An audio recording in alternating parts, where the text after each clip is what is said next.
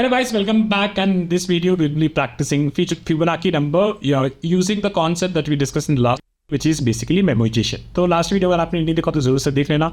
अगर आपको memoization already पता है तो जल्दी खुद से इस प्रॉब्लम को सॉल्व कर लीजिए. काफ़ी सिंपल प्रॉब्लम है, but there are some things that I will talk about which is very important to understand कैसे memoization को किसी प्रॉब्लम में कहाँ डालना होता है, कब डालना होता है, कैसे डालना होता है. ठीक है, so let's start. Not gonna go here, it's very simple. यहाँ पे हम नहीं जाएंगे, हम सीधा बात करते हैं हमारे इंट्यूशंस. ठीक है, तो अभी क्या पता है Fibonacci number again same concept.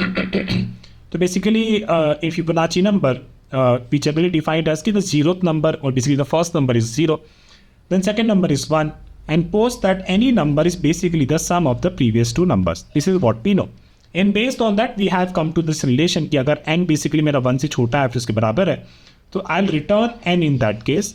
Otherwise it's basically the sum of the previous number and sum of the previous to previous number. So this is what we know.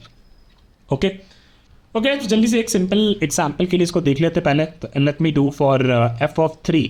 ठीक है, एफ ऑफ 3 के लिए हमें पता है क्या करना है अपन को. F of 3 will be F of 2 and then F of 1, right. पहले हम एफ ऑफ 2 को कंप्यूट करेंगे तो F of 2 will be F of 1 and F of 0, right. इसमें पहले हम इसका रिजल्ट निकालेंगे. This is the base case. तो ये अपना क्या रिटर्न करेगा, ये रिटर्न कर देगा अपना 1, एंड ये क्या रिटर्न करेगा, दिस विल रिटर्न 0, राइट, क्योंकि इसका लेफ्ट वाला हो गया तो राइट वाले के लिए जाएगा. And this will basically return 1 from here, है ना. Then f of 3 basically जाएगा f of 1 के लिए, right. f of 1 क्या base case again, so this will return 1, and f of 3 क्या हो जाएगा, this result plus this result, right. तो बेसिकली सिंपल वाला केस हम तुरंत ही इंप्लीमेंट कर लेते हैं. कोई बहुत ही सिंपल है. So basically if n is less than equal to 1 then we return simply n from here. Otherwise what we can return fib of n minus 1 plus fib of n minus 2, right. So this is what we know. So let me run this quickly and let's see कि क्या करता है ये code. And it works for the sample cases obviously. Let me submit this and it works, right. ये हमारा यहीं पे चल गया, कोई बात नहीं. But let me show you कि क्या ऑप्टिमाइजेशन, हमने जो मेमोराइजेशन की बात करी थी उससे हम इसे कैसे ऑप्टिमाइज कर सकते हैं.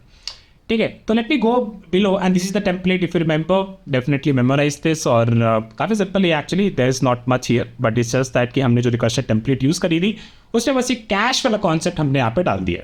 ठीक है, लेट मी शो यू कि क्या इशू है हमारे पास. So if I calculate F of 4, right, F of 4 can be, अभी मैं जल्दी से ट्री बना देता हूँ पहले. So I fast forward this, right. So when we are calculating F of 4, तो जब हम एफ ऑफ 4 कैलकुलेट कर रहे हैं तो पहले हम इसको कैलकुलेट करने की कोशिश करें, राइट. तो एफ ऑफ 4 पे अपन शुरू किया, एफ ऑफ 3 पे गए, फिर एफ ऑफ 2 पे गए एंड एफ ऑफ 1 पे गए.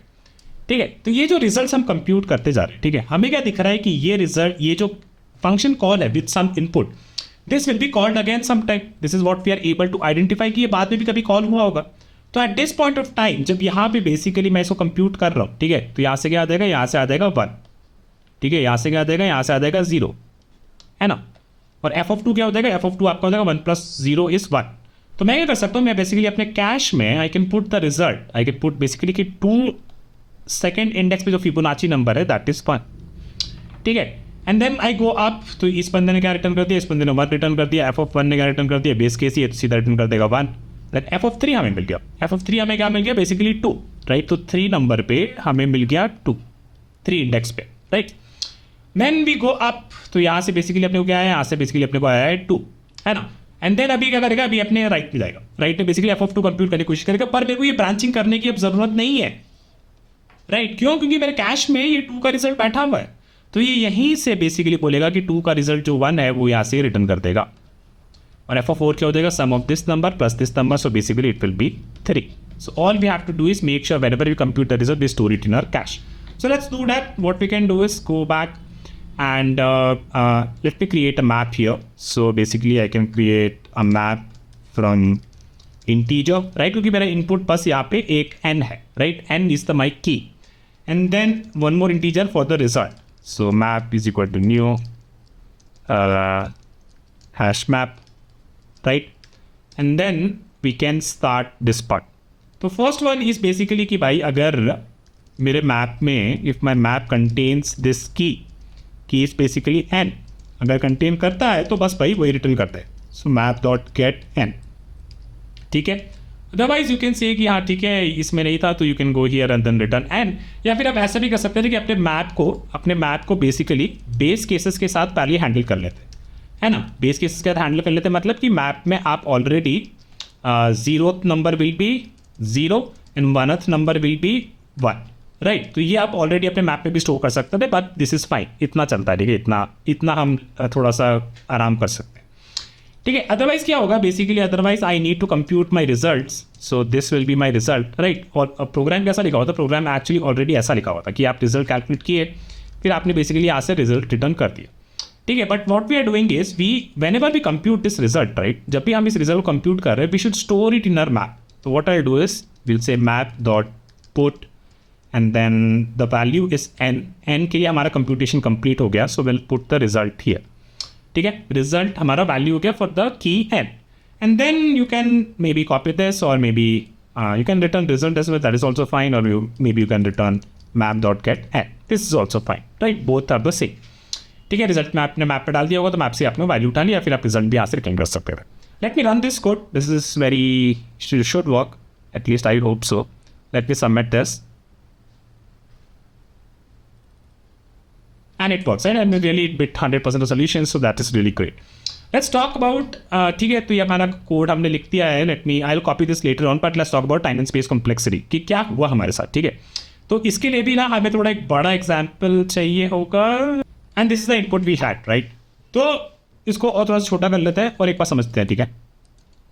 तो मान लेते हैं कि ये इनपुट हमने ले रखा है, ठीक है। तो हम क्या करते हैं कि हम बेसिकली यहाँ पे मान लो f(10) हमें कैलकुलेट करना था, ठीक है। तो f(10) के लिए हम क्या करते हैं, पहले f(9) पे जाते और f(8) कैलकुलेट करते, पर पहले f(9) कैलकुलेट हो रहा होगा, ठीक है। फिर ये रिजल्ट हमने हमारे कैश में डालेंगे बाद में, पहले सारे रिजल्ट्स पहले कंप्यूट करना है। फिर f(8) होगा कॉल, फिर f(7) होगा कॉल, फिर f(6) होगा कॉल, फिर f(5) होगा कॉल, f(4) होगा कॉल। देखो अब आपका कैश भी कैसे भरेगा वो भी आपको ऑब्जर्व करना है। f(3) होगा कॉल, f(2) होगा कॉल और f(1) कॉल होगा, which is the base case, ठीक है।